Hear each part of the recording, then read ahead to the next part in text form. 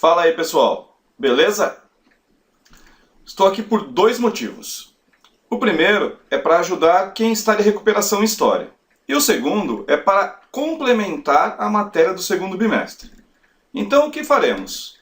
Vou passar para vocês essa rápida videoaula, lembre-se, vai ser só uma revisão, sobre os pontos básicos da prova da recuperação e também vou tentar terminar a matéria que ficou do semestre passado. Tudo bem? Então a aula vai servir para todo mundo. Preste atenção como vai funcionar. Em primeiro lugar, tem aqui essa telinha, onde está passando o cursor do mouse, que tem o seu professor. Tudo bem? Então isso aqui é para tentar dar uma interação maior à aula. Aqui em cima tem um bloco de notas, onde quando for necessário, digitarei lá alguma pergunta. Tudo bem? Então, segundo ponto mostrado. E a parte principal da aula está aqui em cima, ó. Veja lá a setinha do mouse. Onde vai rodar a nossa aula dentro de um PowerPoint. Tudo bem? Veja, vai ser muito fácil. A ideia não é que você saia daqui com a cabeça pegando fogo, tá? Esquece isso. Vamos trabalhar. Apagando fogo aqui. O que eu quero, na verdade, é que vocês tenham condições mínimas para ganhar lá o chapeuzinho de formando no final do ano. Tudo bem? Vamos começar então? Como vocês sabem, estávamos trabalhando no segundo bimestre, Grécia e Roma. Não falamos de tudo. Então vamos aproveitar para a rápida revisão e também para complementar a matéria. Vamos iniciar falando da Grécia. Então vamos lá. Primeira coisa que você tem que saber, localização geográfica do povo grego. Diferentemente do que acontece hoje em dia, em que a Grécia fica apenas na Península Balcânica, na Antiguidade, ela era formada também por uma parte da Ásia. Essa aqui onde o cursor do mouse está passando, tá vendo? Que é chamado de Ásia Menor ou Oriente Próximo. Ela pegava então toda a Península Balcânica, aqui ó, setinha do mouse, pegava as ilhas do Mar Egeu, tudo bem? E essa parte estreita aqui da Ásia Menor. Como curiosidade, essa região aqui, ó, onde está passando aqui em cima, que liga a Ásia e a Europa, hoje é a Turquia. Tudo bem? Nessa região próxima aqui, ficava a cidade de Troia, lá do filme de Aquiles. Tudo bem? Vamos continuar então. Já vimos onde ficava a Grécia. Ah, esse pontinho aqui, ó, essa parte da ilha de Creta, é onde toda essa civilização floresceu. Bom, sabendo a posição geográfica, vamos para os períodos que dividem a história da Grécia. A gente já falou disso lá no comecinho do segundo bimestre. Então, o desenvolvimento histórico da Grécia Antiga tem 5 períodos. Pré-homérico ou micênico, homérico, arcaico, que é aquele mais importante para todas as provas, tudo bem? Mudar a cor aqui então, ó, para você saber que é o mais importante. O clássico, que é o mais fácil de gravar por causa das guerras. E o helenístico, que é o que menos cai. Mas agora, na aula de filosofia, estamos falando um pouco dele, uma vez que falamos do Alexandre o Grande.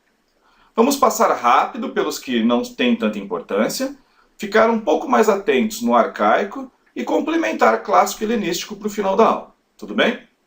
Então vamos lá. Bom, período pré-homérico. A gente já falou muitas vezes, vocês estão lembrados, que a questão mais importante desse período, na verdade as duas mais importantes, são que ele começa como uma sociedade matriarcal. Vocês vão lembrar, as mulheres tinham uma importância fundamental nessa sociedade, uma vez que enquanto seus maridos, ou seja, os homens dessa sociedade, saíam para buscar alimentos através do comércio marítimo, elas acabavam sendo responsáveis por toda a organização social. Isso, então, fez delas as grandes governantes. Evidentemente, que a gente já viu também, que esse tipo de sociedade apresentava um problema. Vocês vão se lembrar, a força física. Apesar da grande administração feita pelas mulheres, elas não tinham um exército capaz de enfrentar algumas invasões.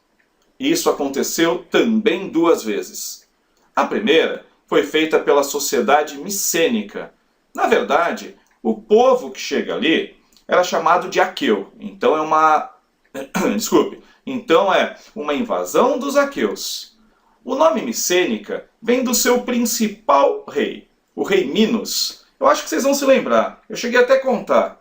Seria o pai do Minotauro, não o lutador do UFC. Aquele da história, corpo de homem, cabeça de touro, também não é importante agora. O que vocês têm que gravar, e não só para a nossa prova de recuperação, mas por um bom tempo, porque é muito importante para a história da Grécia, é essa civilização dórica. Se vocês lembrarem, eles foram responsáveis pelo ponto mais importante do período pré-homérico. Então, junto com a sociedade matriarcal, a primeira diáspora grega é de fundamental importância no estudo de vocês. Vou deixar marcadinho de vermelho aqui também. Tudo bem? Os dórios, quando eles invadiram a ilha de Creta, eles não só dominaram a região, mas também praticamente destruíram toda a sua cultura. Principalmente comércio, tá? E a escrita. Vocês vão lembrar, eles não sabiam ler nem escrever e ficavam com medo que a população local, através de bilhetes, organizassem uma revolta. O que é mais interessante aqui é que, ao destruir a escrita, eles praticamente eliminaram todos os documentos que existiam na Grécia, sobrando apenas 2 itens. Um chamado Ilíada e o outro chamado Odisseia. São 2 grandes obras da literatura mundial. Também são muito interessantes. Uma delas conta a história da Guerra de Troia. E a outra, por sua vez, conta a história de um dos heróis dessa guerra voltando para casa. A história de Ulisses, ou como os gregos chamavam, Odisseu. Então, a primeira coisa que eu vou anotar aqui no nosso bloco de nota é uma dica. Tá? Então, deixa eu digitar aqui, ó. Dica. São 2 filmes, na verdade. Um deles é Odisseia. Não tem mais acento. Odisseia, que conta então a história de Ulisses. E o outro é Troia, que conta a história dessa guerra. Tudo bem? Essas 2 obras que estão retratadas nesses 2 filmes, que seria muito interessante que vocês assistissem, foram escritas, ou pelo menos sugere-se que elas foram escritas, por um personagem chamado Homero. Daí o termo pré-homérico. Sabendo disso, vamos adiante. Segundo período. Opa, mais um clique aqui. Homérico. Também está relacionado a Homero. Então, pré-homérico e homérico. Antes e depois das histórias de Homero. Tudo bem? Esse é o ponto que menos nos interessa. Apesar da sua importância histórica, ultimamente não vem sido cobrado nos vestibulares. Então, o que vai acontecer? Para agilizar o nosso tempo, não vou revê-los. Vou só falar dos 2 pontos mais importantes, tá? Que estão aqui, ó. O surgimento da propriedade privada e das classes sociais. Então, no período homérico, o que mais nos interessa é o surgimento da propriedade privada e das classes sociais. Então é só saber que essas situações aparecem nesse período. Existia antes? Existia sim. Só que no período da primeira diáspora, devido aos dórios, eles tinham terminado. Então a sociedade, como está aqui em cima, ó, sofreu um retrocesso e na verdade foi reconstruída. Tudo bem? Nesse período também tem o reinício da liderança política e o aparecimento desse período que a gente vai chamar de monárquico. Tudo bem? Os reis vão dominar então a partir do período homérico. Como eu disse, não tem tanta importância para a gente, vamos adiante. Agora sim, período arcaico. Eu não estou lembrado porque eu digitei a prova de recuperação há algum tempo, mas se eu fosse vocês, ficaria esperto nesse período. Esse período ele conta a história de várias cidades da Grécia Antiga, mas por questão de tempo e mesmo de importância, falaremos de 2. Esparta, tá? Estou grifando aqui. E depois Atenas. É simples. Se você conseguir entender Esparta, Atenas vem por consequência. Então você tem que fazer uma ligação. Esparta representa uma exceção. Ela será diferente de todas as outras cidades da Grécia Antiga. Tá? O que causa a exceção de Esparta? É essa coisinha aqui, ó. Fertilidade. Vou até colocar de outra cor aqui para que grave, né? Então, falando de agricultura, vamos pôr de verde. Então, fertilidade. Tudo bem? A fertilidade vai proporcionar para Esparta uma sensação única nessa Grécia Antiga. Tá? Essa sensação será de poucas transformações sociopolíticas. Por que poucas? Pelo fato dela ter uma boa agricultura, ela acabou se tornando uma sociedade fechada. Então Esparta, que é uma exceção devido à fertilidade, se tornou uma sociedade fechada. Por que fechada? Porque não necessitava buscar alimentos em outros lugares. Bom, já falamos disso, vocês vão lembrar. Uma outra coisa importante é que Esparta é uma sociedade oligárquica. Então veja bem, estou grifando aqui as questões mais importantes. O que nos interessa é que você saiba que Esparta era uma exceção porque era fértil e por isso se tornou fechada e se constituía numa sociedade oligárquica. Vocês lembram o que é isso? Então eu vou fazer o seguinte, eu vou digitar a pergunta aqui no bloco de notas. Só um minuto.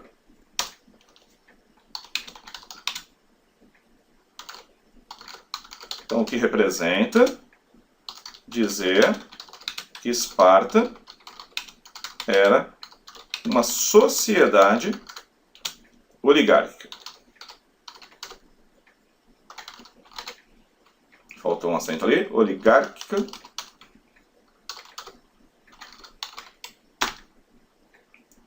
Tudo bem? Tá dando para ler aqui, né? Vamos diminuir então essa... Pera aí, não vão embora.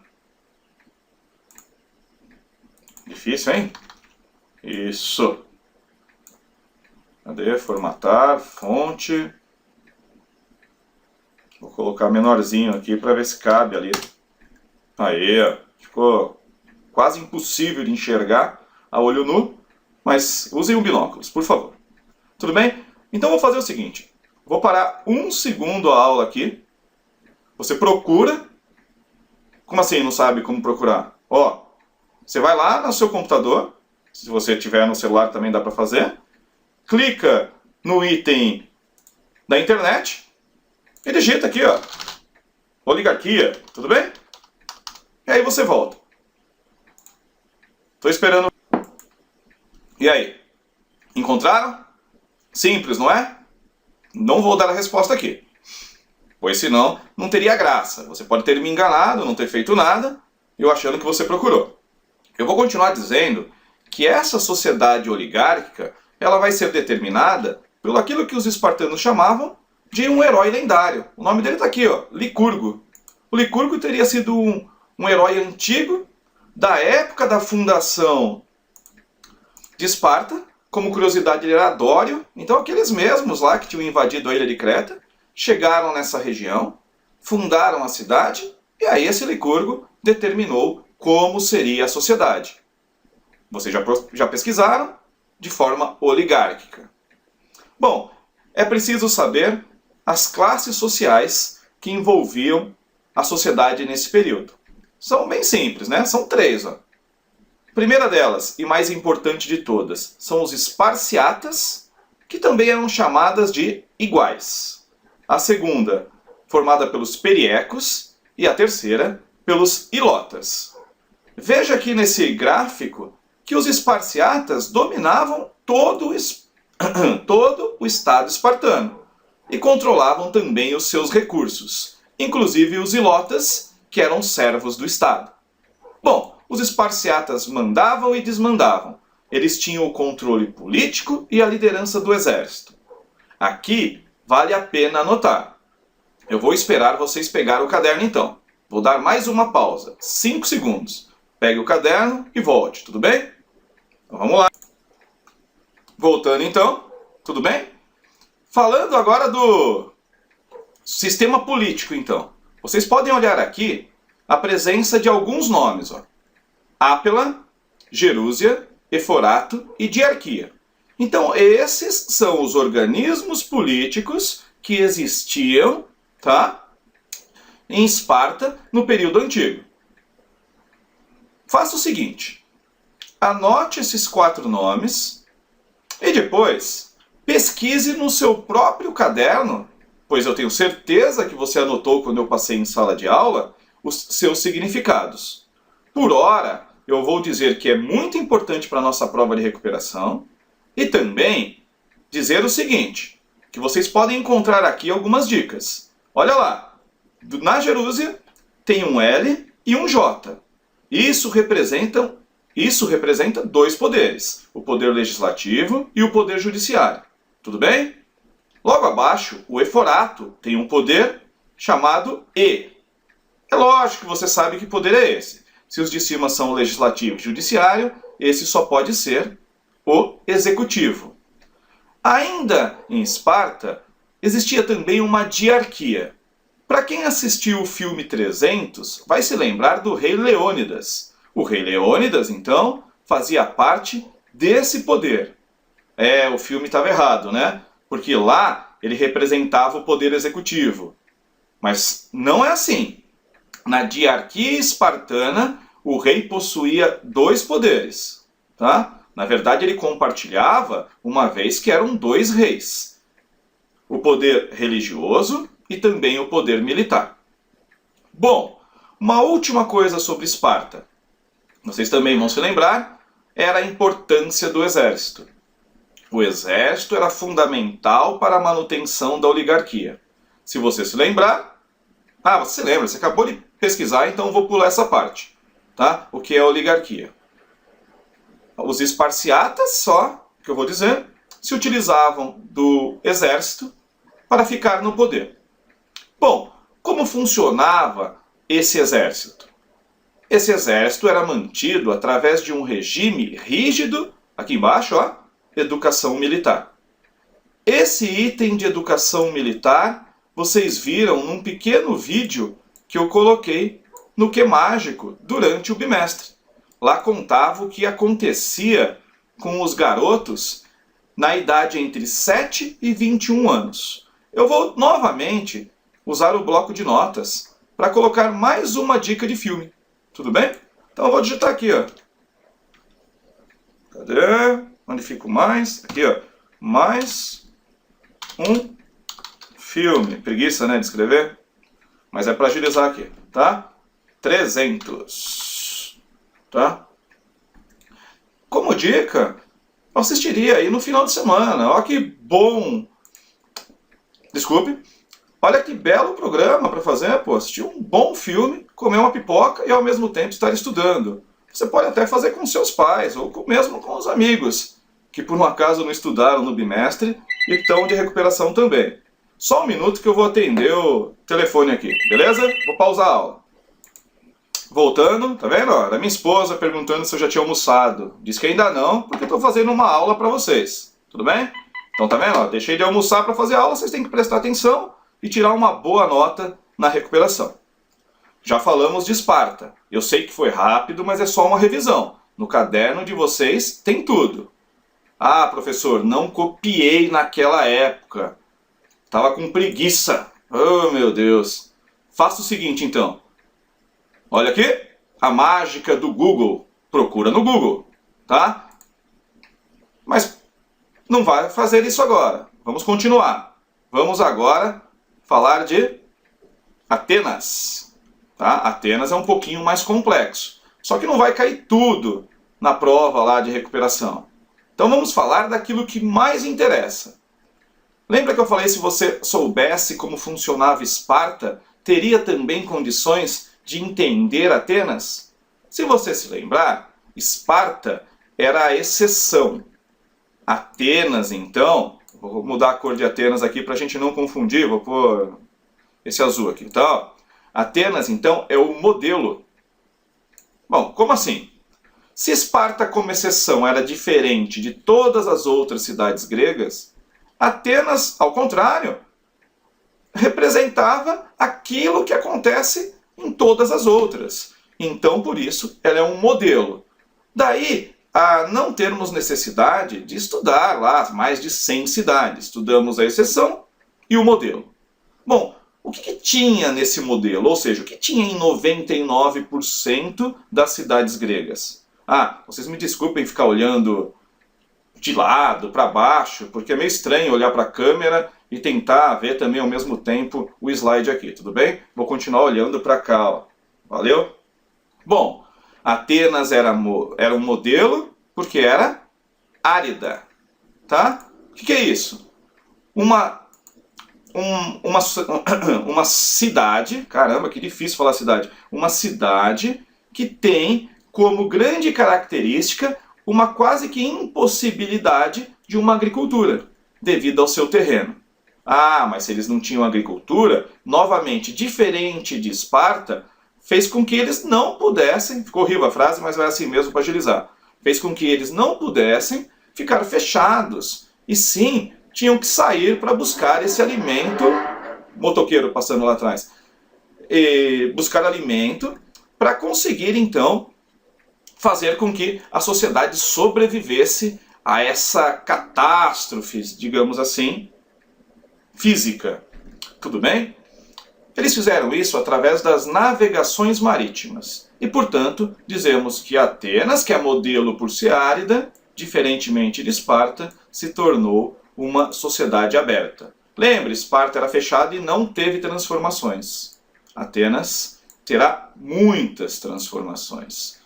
Então, tudo bem? Que transformações foram essas? Esses 4 períodos aqui, ó. Atenas, ela acabou tendo 4 sistemas políticos diferentes. Ela foi uma monarquia, ela foi uma oligarquia, lembra? Esparta foi só oligarquia. Ela chegou a ser uma tirania e depois uma democracia. Tudo bem? Como as classes sociais de Atenas não estão contempladas na prova, você vai poder colocar lá na prova, até porque tem um exercício bônus lá, para você colocar o que mais estudou e não caiu. Mas eu não vou me ater. Veja só os nomes dados aqui para as classes sociais. Vou falar de um só, porque a gente viu ontem, não sei que dia que você está vendo a aula, tá? A gente viu na nossa primeira aula do segundo semestre, quando estava falando do Aristóteles. O Aristóteles era um meteco. Ah, então o meteco, vocês vão se lembrar, é o estrangeiro. Tudo bem? O que nos interessa aqui é tentar entender essa democracia, tá? Como funcionava? A democracia ateniense, diferentemente da democracia atual, que é representativa, ou seja, esperamos 4 anos para escolher os nossos representantes, e aí escolhemos bem, colocando todos esses que estão lá, como forma de ilustração lá, o Tiririca, né? Tem o Frank Aguiar também, aí uma série de nomes importantes, esses que estão sendo presos na Lava Jato, aqueles que não vão ser presos nunca, que não devolvem dinheiro. Lá não. Na Atenas Antiga, a democracia ela era direta. O que significa isso? Significa que lá você poderia ser o próprio Obama. Olha lá que legal. Então você poderia ser o homem mais importante do mundo na democracia representativa. Não, opa, não, errei. Na representativa não, por favor. Apaga. Na democracia direta. Tudo bem? Por quê? Bastava você... Aí você vai ter que anotar. Tudo bem? Pega a caneta aí. Bastava você ser homem. Ixi, então as mulheres não participam. Livre, maior de 21 anos, ateniense e com pais atenienses. Aí era só saber falar bem. Falando bem, você poderia concretizar todos os seus projetos políticos. Imagina você, então, sendo o maior ou o mais importante político daquela época. Ah, mas se você não quisesse fazer nada, não tinha problema. Você poderia ser simplesmente um cachorrinho que aí seria acariciado só. Brincaria, fecharia o olho, faria, por exemplo, aquela história de fingir de morto, tá? Mas não é o ideal. O ideal mesmo é que você seja o que domina a sociedade. Tudo bem? Ah, quem foi o responsável por ter criado essa democracia? Isso é importante pra gente. Vou tirar o Obama daqui, tá? Já brinquei demais. Foi esse cara aqui, ó. Clístenes. Esse você tem que lembrar, tá? O que acontece? Ele derrota esse sujeito que está acima dele, você tem no caderno, eu não vou voltar, tá? O Pisistrato, que pela cor você pode perceber, fazia parte aqui da tirania, tá? Então as cores dos nomes aqui estão representadas aos regimes políticos. O Clístenes derrota o Pisistrato, azulzinho, tá vendo? Democracia. E a cria no ano de 510 depois de Cristo. Oh, que depois? Desculpa, errei de novo. Estou parecendo aqui o Koala, então. Não, vamos voltar em 510 antes de Cristo. O que é a democracia?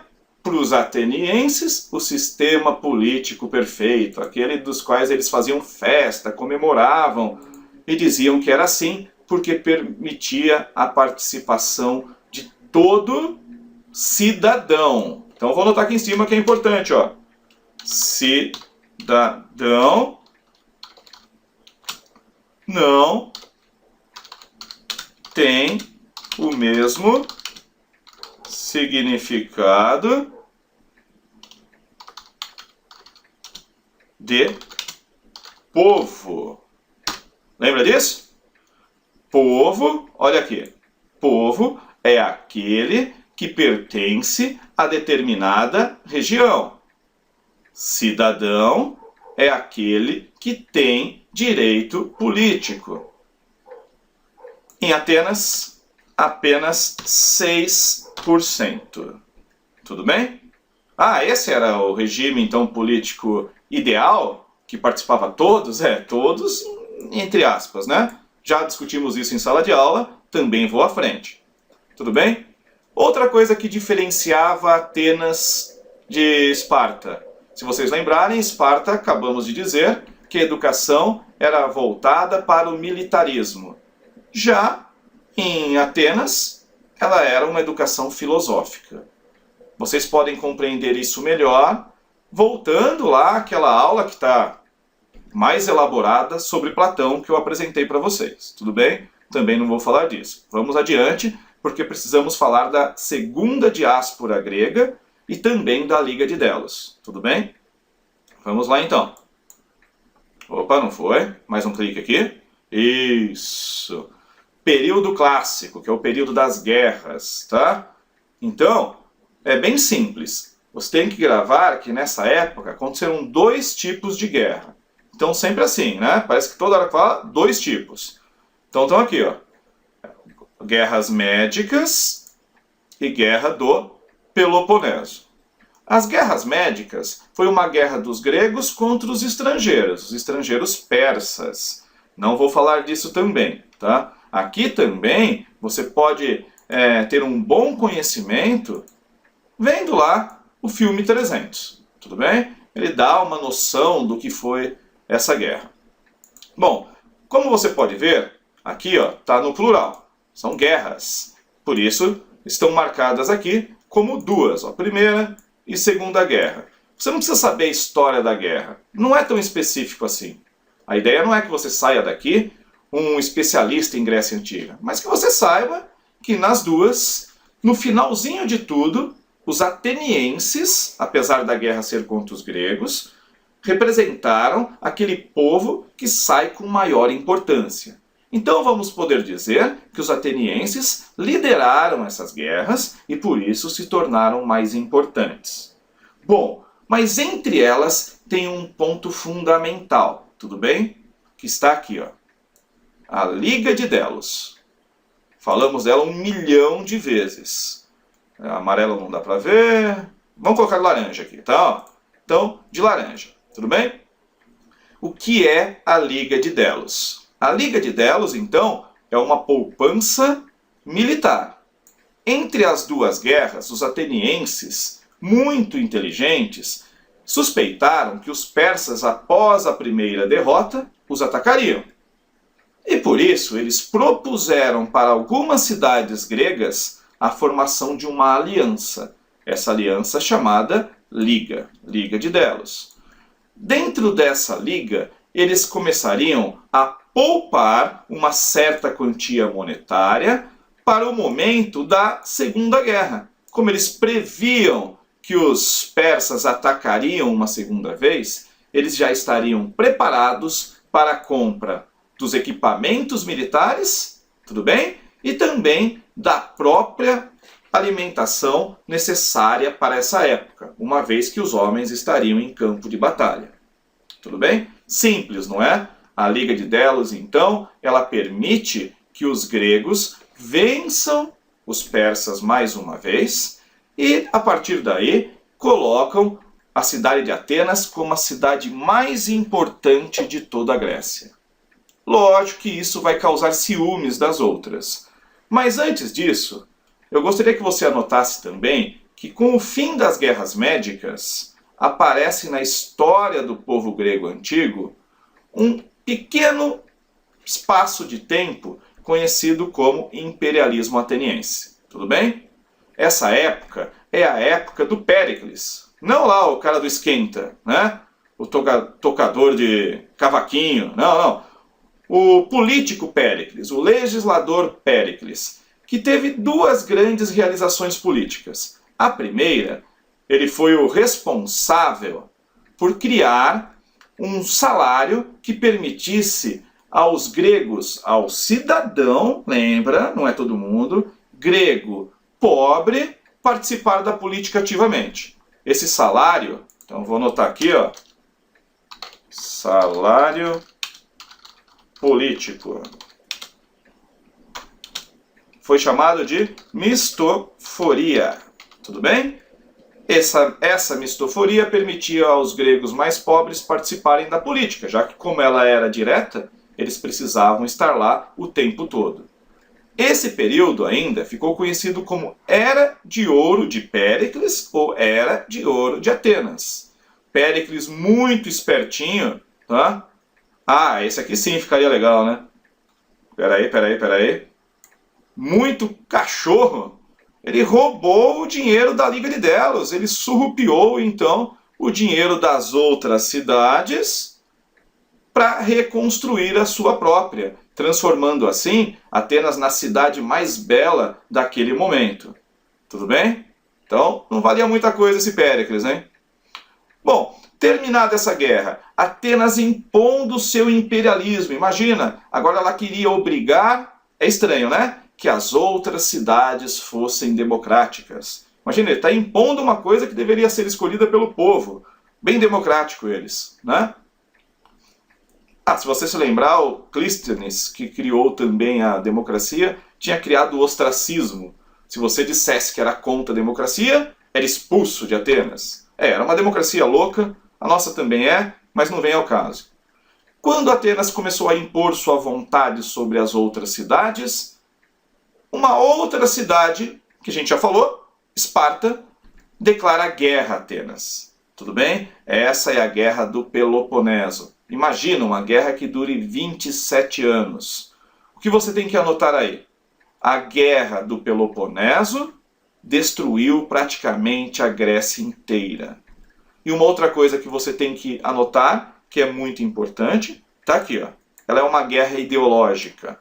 Ela é uma guerra entre um lado das cidades gregas, que defendiam a oligarquia, que você procurou e sabe o que é, e o outro lado que defendia essa democracia direta.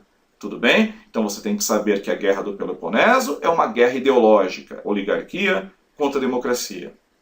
E também que você tem aqui nessa guerra a vitória espartana. Então Esparta vence, mas é como se dois irmãos brigassem dentro de um quarto. Eles acabaram se matando, na verdade se matando aí no sentido figurado, tá? Desculpem. Eles acabaram se machucando, destruindo todo o quarto, e no final das contas eles ficaram sem TV, sem cama, sem o PlayStation deles, e no fim de tudo, os dois saem perdendo. Por isso está escrito aqui, ó, enfraqueceu toda a Grécia, tá? Dando continuidade, eu sei que a aula está longa, mas fazer o quê? É necessário. Vamos lá. período helenístico, último período da Grécia. Tudo bem? Aqui serve para todo mundo e não só para quem está de recuperação. Vou tomar um golinho. Olha o copo do Corinthians aqui, ó, tá? De H2O. Esse período helenístico, então, ele mostra a invasão macedônica. Ah, lembra lá o Filipe, ó? O nome dele pode aparecer tanto com I quanto com E, tá? Vou deixar com I mesmo. Aquele lá que era o rei da Macedônia, de quem o pai do Aristóteles era médico. Falamos isso também no começo do semestre aqui. Tudo bem? Nesse período acontece a invasão macedônica, ele domina toda a Grécia, a primeira vez que a Grécia realmente estará unificada, será sob o domínio de um outro povo, os macedônios, mas tem como grande característica a administração do Alexandre Magno, que está representado aqui por esse bonequinho aqui, tá? Então o Alexandre Magno ele faz algumas coisas, ó. Ele faz a unificação do povo grego, ele convence os gregos a responderem às guerras médicas. Lembra, os persas atacaram, agora o Alexandre coloca na cabeça dos gregos que os gregos devem atacar também. Tudo bem? Então os gregos partem para um ataque contra os persas. Ah, o Alexandre tinha como grande vontade da sua vida construir um vasto império, ser lembrado assim como Aquiles foi lembrado, ou mesmo Hércules. Tudo bem? Que eram heróis da mitologia grega. Ele também tinha um sonho muito interessante. Ele queria construir uma nação única para o mundo. Um povo que tivesse a mesma cultura em todas as regiões do planeta. O planeta deles, né, o conhecido, que ficava ali um pedacinho da África, um pedacinho da Ásia e, evidente, a parte europeia que ele conhecia. A sua grande contribuição, ou a grande contribuição desse período, está aqui, ó.